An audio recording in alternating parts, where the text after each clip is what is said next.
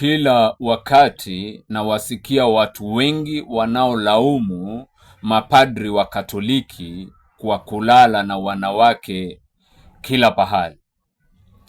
Mimi sio mmoja wao na sitawahi kuwalaumu. Kwa nini?